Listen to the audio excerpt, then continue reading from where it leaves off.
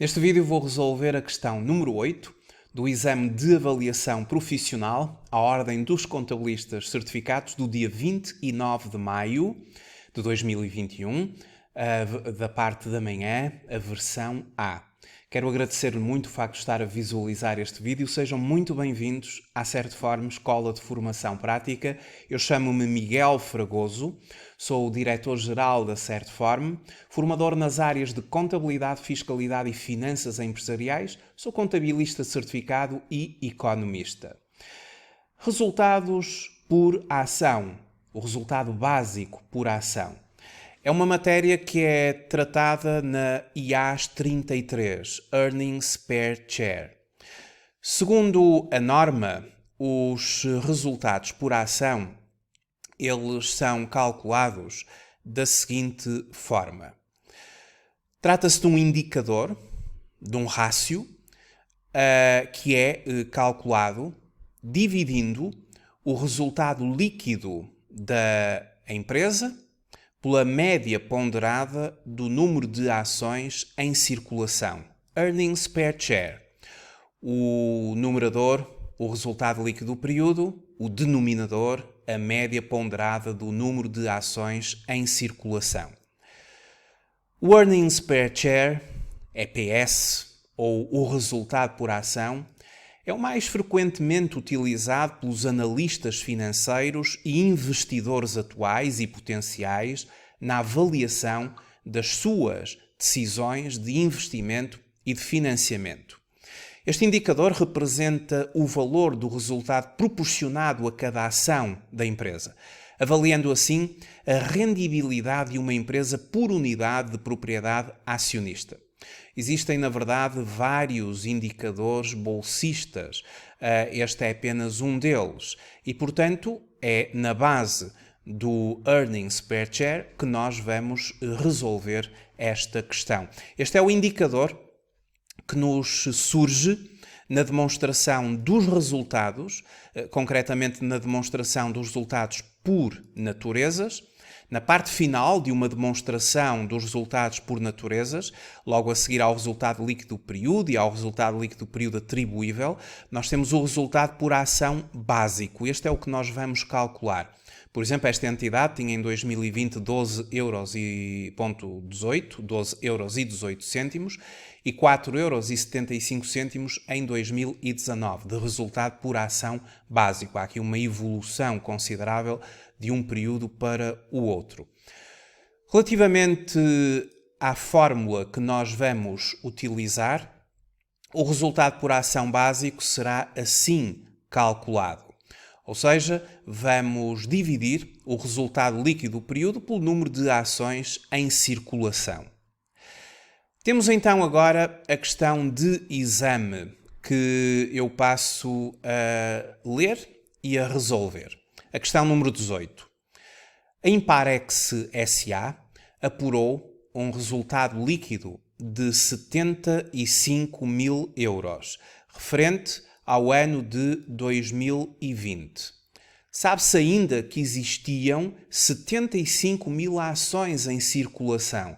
75.000€ de resultado líquido, 75.000 ações em circulação em 1 de janeiro de 2020.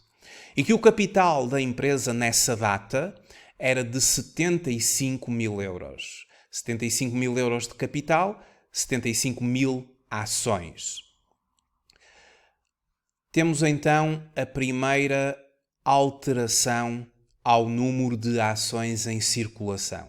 Tudo começa com 75.000 ações, que vai de janeiro a 1 de março. E em 1 de março desse mesmo ano foram adquiridas ações próprias de 10.000€, tendo sido pago um prémio de 3.000€ na aquisição das referidas ações. Quando uma empresa adquire ações próprias, esta aquisição vai diminuir as ações em circulação. Vender ações significa colocá-las à circulação. Adquiri-las, ações próprias, significa retirá-las, diminui o número de ações em circulação. Portanto, nós para calcularmos já de seguida a média ponderada, vamos ter que considerar que venda aumenta, a compra de ações próprias diminui o número de ações em circulação. Posteriormente, em 1 de setembro de 2020, foram vendidas, ou seja, foram colocadas, aumentou o número de ações em circulação e foram vendidas metade das ações próprias adquiridas em 1 de março.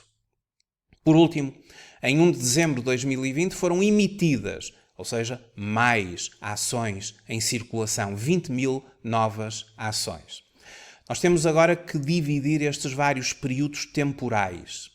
E para tal, eu fiz a seguinte estrutura num quadro que facilita a resolução deste tipo de questões. Nós temos aqui um quadro em que temos o resultado líquido do período da empresa, são 75 mil euros, e depois temos um quadro para calcular a média ponderada. Primeiro período vai de 1 de janeiro a 1 de março. Aqui nós temos 75 mil ações em circulação. É o arranque, e só em 1 de março é que existe alteração a este número. 75 mil ações em circulação. De janeiro a março, a 1 de março, são 2 meses, conta o janeiro e o fevereiro, porque aqui é mesmo 1 de março. São 2 em 12.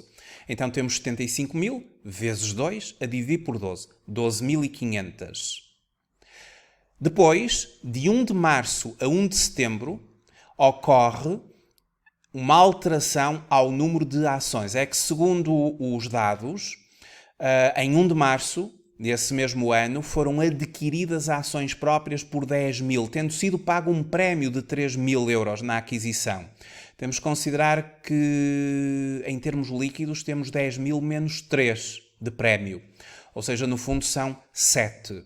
7 que diminui o número de ações em circulação. 75 mil menos 7, 68 mil. Estes 68 mil é o número de ações em circulação de março a setembro, a 1 de setembro. E de 1 de março a 1 de setembro ocorrem 6 meses. Claro que o setembro não conta, porque é 1 de setembro. 68 mil vezes 6 em 12, 34 mil. E depois há uma nova ocorrência. É que, posteriormente, em 1 de setembro, foram vendidas metade das ações próprias que foram adquiridas anteriormente. Metade 7 mil, 3.500. E como foram vendidas, foram colocadas no mercado à circulação. 68 mil mais 3.500, metade, efetivamente, dá 71.500. De setembro a dezembro, de 1 de setembro a 1 de dezembro, 3 meses em 12. 71.500 vezes 3 a dividir por 12. 17.875. Depois de 1 de dezembro a 31 de dezembro, ocorre, segundo os dados, a emissão de 20 mil ações. Aumentam, em termos de quantidade, as ações em circulação. Tínhamos 71.500 mais 20 mil. Passa a 91.500.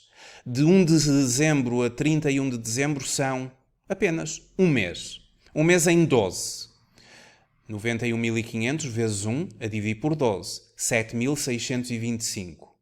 A quantidade ponderada, fazendo o somatório, dá 72 mil ações. O resultado por ação básico resulta em dividir o resultado líquido do período, 75 mil euros, pelo número médio de ações ou a quantidade média ponderada de ações em circulação, 72 mil. Dá 1.042. Então, a questão correta é a A. 1.042. Isto significa que este valor, a sua interpretação, poderá ser que um resultado por ação de 1.042 euros significa que por cada ação comum detida pelos investidores, a entidade obtém 1.042 euros de lucro após deduzir todas as despesas. Muito obrigado por ter visualizado este vídeo. Até uma próxima oportunidade. Até breve.